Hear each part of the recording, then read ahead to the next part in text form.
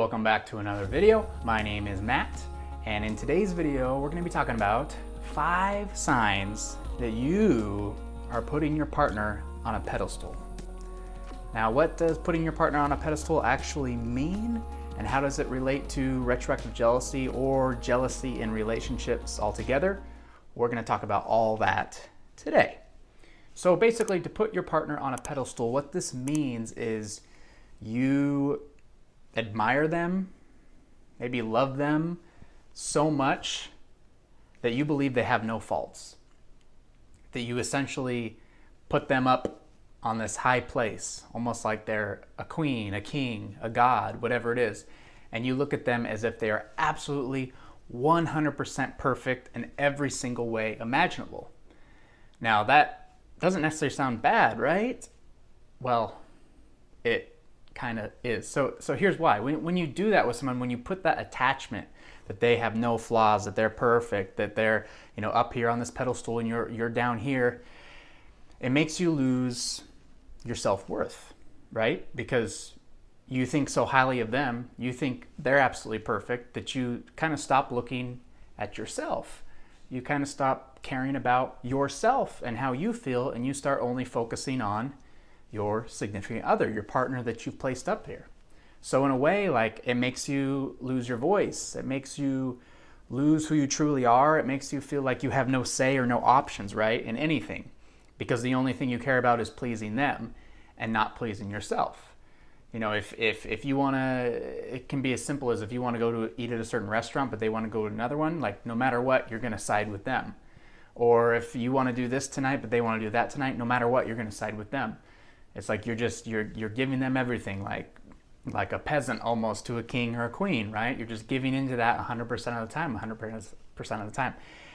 And again, that's going to cause jealousy in a relationship. And that's one of the main causes of retroactive jealousy, because you think that this person, your partner, is absolutely perfect in every way. You've put this label on them, and then what happens?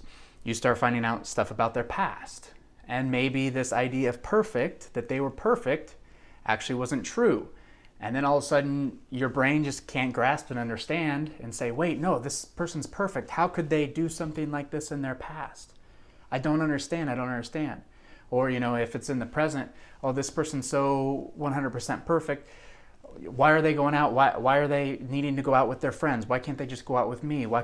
It's just this never-ending spiral that can kind of get you out of control. And so you have to stop this while you're ahead. You can't let this kind of take over your relationship. So this is why I want to introduce 5 different signs that you're kind of doing this, that you're putting your partner on that pedestal. So let's start. Number 1, you believe that they're going to change or they're going to fix you, right? You believe that they complete you. And this is a big one because, again, we're talking about your insecurities here.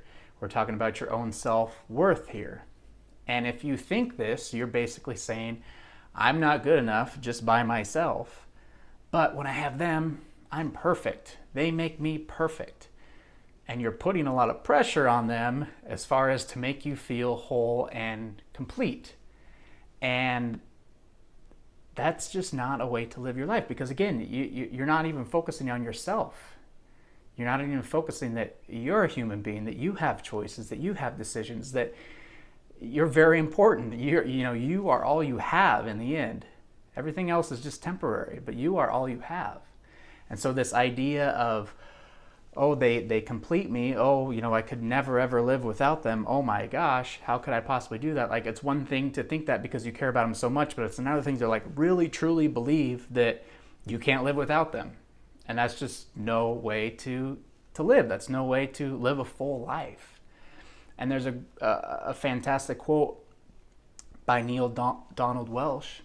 And he says, the purpose of a relationship is to not be with someone who might complete you, but be with someone who will share in your completeness. So that's very powerful, because what's that saying is you are already complete as yourself, right? But in order to expand your life, in order to make it more meaningful, in order to make it even better, you can now share that completeness with someone else, and you're able to get that completeness from them too. So it's a mutual thing. But it's not one person, only feeling so good about themselves and thinking they need someone else to complete them, putting their happiness externally. That's not how this works. It's internally. You got to fix everything on the inside, and then everything on the outside will follow suit. So that's number one. Just make sure that you're not in that boat, that you actually think, that they're going to change you or fix you or they complete you. You need to be happy on your own, and then everything in your relationship is going to be perfect from here on out.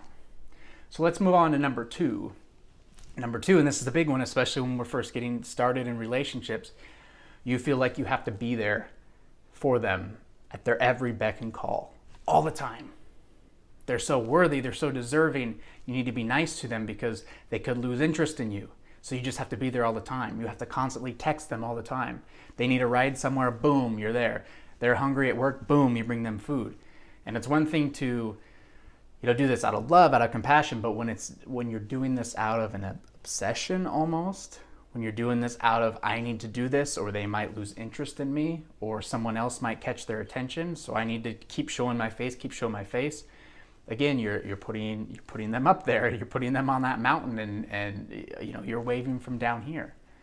And so try to avoid that. Understand that you are important in this. Again, you are extremely important in this. This is your life and nobody else's.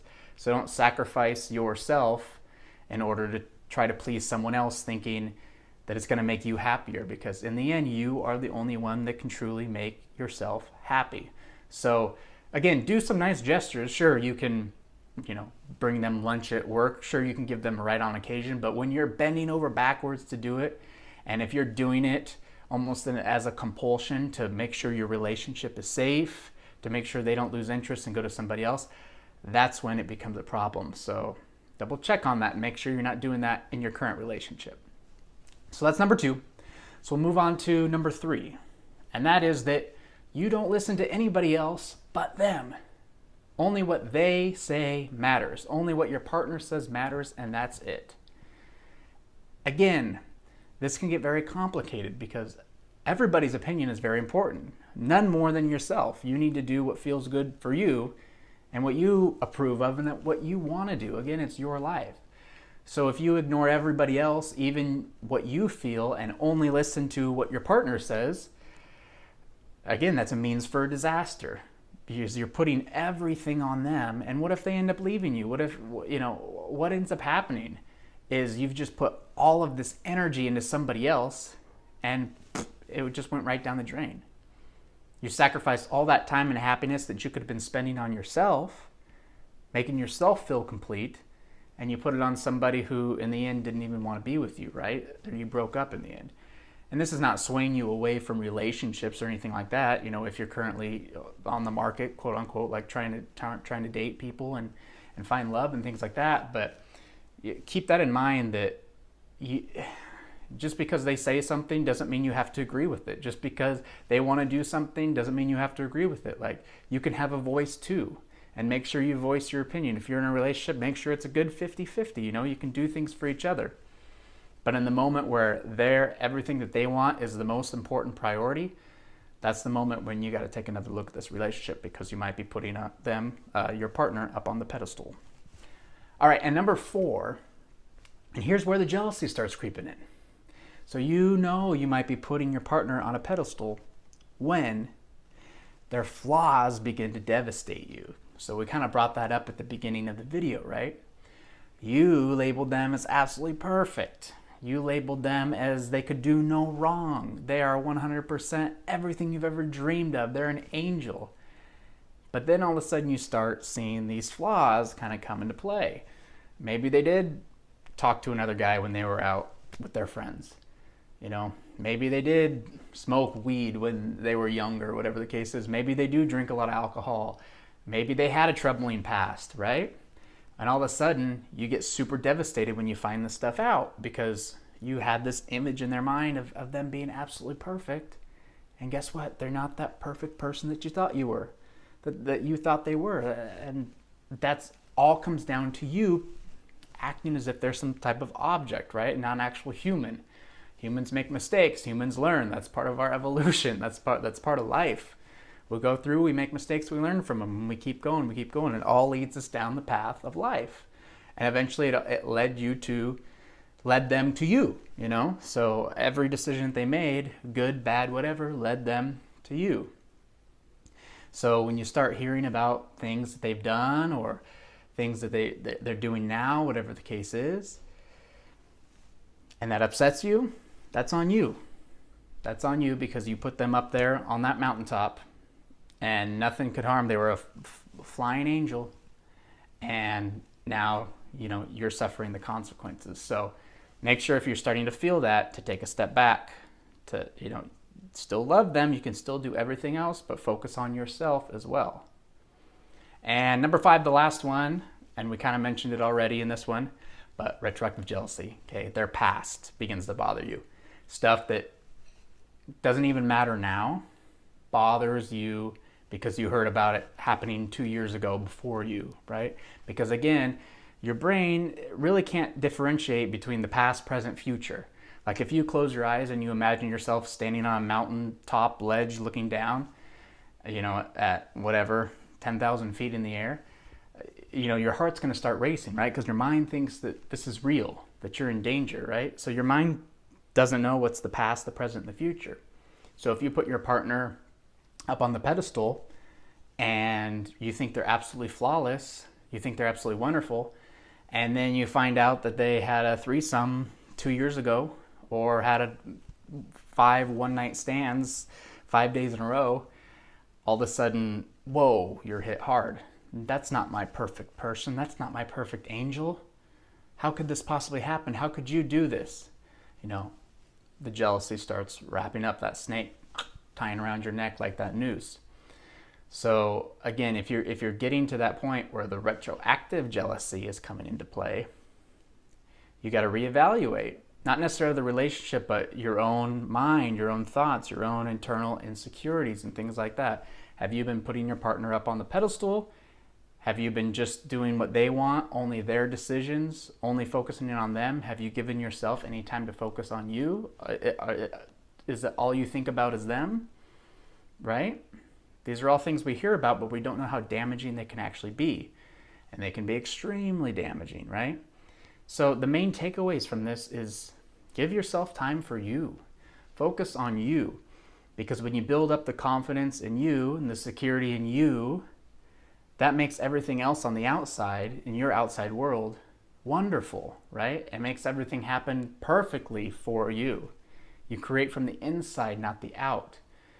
So watch those 5 steps. If any of them is kind of relating to your relationship or has in the past, understand that this might have been an issue for you. So take the time to kind of build on your own self-esteem, your own self-worth, and understand we're all human. We all make mistakes. And you know what? It's okay. Life goes on, and we can take and we can get exactly what we want from it if we so choose to. So keep that in mind. Those are the 5 signs that you might be putting your partner on a pedestal. If you like this video, guys, please like and please subscribe to the channel. I get some amazing comments every single day. It makes me so happy to go on and read the comments. Everyone's improving. They're overcoming retroactive jealousy. And I just can't wait to see where we're at in 3 months, 4 months, 6 months down the road from here. It's absolutely awesome. So if you do want to be a member of the course, I will leave the link below as always, and the Facebook group as well is 100% free. Feel free to join at any time. You'll be automatically approved for that.